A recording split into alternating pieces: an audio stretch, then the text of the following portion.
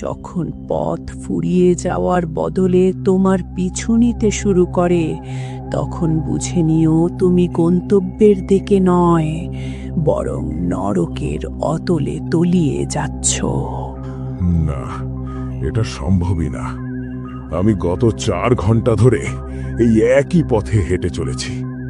ওই যে দেখো, ঠিক সেই একই বাঁকা পাথরটা, ওই শুকনো ঝোপটা, যেটা কোনো অশুভ হাতের মতো আমাকে ধরার জন্য ওত পেতে আছে।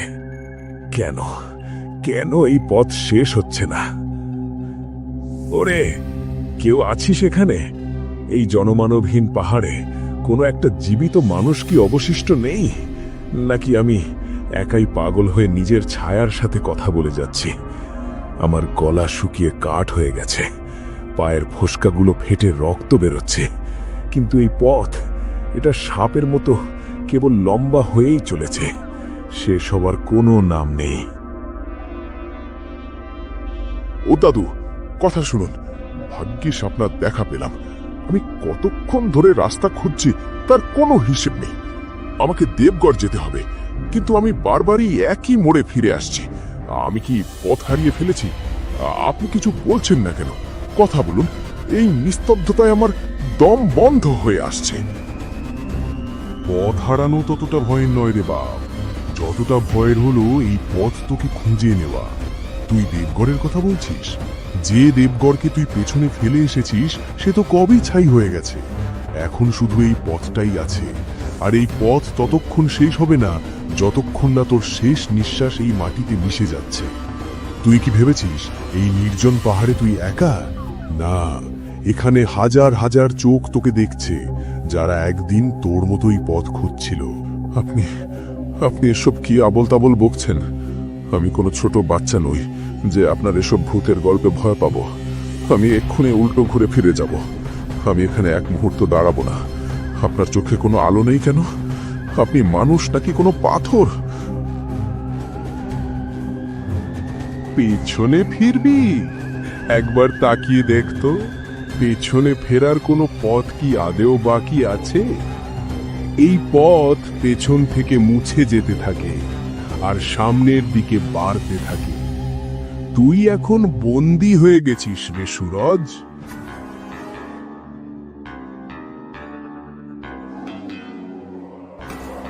সুরজ, কত সুন্দর নাম তোমার, কিন্তু এখানে তো শুধু অন্ধকার। এই পথ তোমাকে খুব ক্লান্ত করে দিয়েছে, তাই না? আমার কাছে এসো, আমি তোমাকে শান্তি দেব। আমি তোমাকে এমন এক জায়গায় নিয়ে যাব যেখানে কোনো যন্ত্রণা নেই, ক্লান্তি নেই, এমনকি কোনো স্মৃতিও নেই। তুমি খুব পরিশ্রান্ত, তাই না সোনা? চোখ দুটো বন্ধ করো আর তোমার হাতটা আমার হাতে দাও।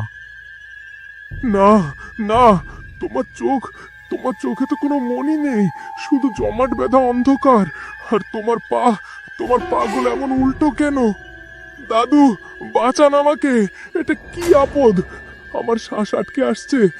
এই মেয়েটা আমাকে নিজের দিকে টানছে। মা, ও মা, আমাকে বাঁচাও। এখন আর কেউ বাঁচাবে না। এই পথে কোনো দরজা নেই যা তুই বন্ধ করবি, কোনো জানালা নেই যেখান দিয়ে তুই আলো দেখবি। এই মাটি আমার, এই পাহাড় আমার, আর এখন তোর আত্মাও আমার। আমি তোর হাড়গুলো মড়মড় করে ভেঙে এই রাস্তার নতুন পাথর বানাবো। তোর আর্তনাদ এই উপত্যকার চিরস্থায়ী প্রতিধ্বনি হয়ে থাকবে। না, আমাকে ছেড়ে দাও। আমি ভিক্ষে চাইছি। আমি মরতে চাই না। আমার পাগুলো কেন মুচড়ে যাচ্ছে? অসহ্য যন্ত্রণা হচ্ছে। আমার হাড়গুলো ভেঙে যাচ্ছে। আমার পা উল্টো হয়ে যাচ্ছে। বাঁচাও। এখন কেঁদে কোনো লাভ নেই সুরজ। প্রতি 100 বছরে এই পথ তার পাহারাদার বদলায়। আজ আমার বন্দিদশা শেষ হলো, আর তোর শুরু।